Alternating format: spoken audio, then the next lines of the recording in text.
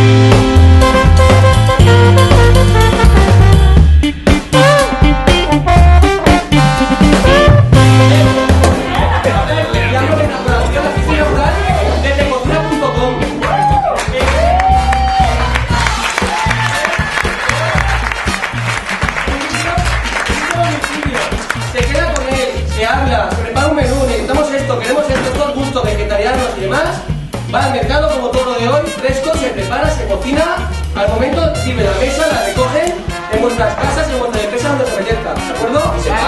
Decocina.com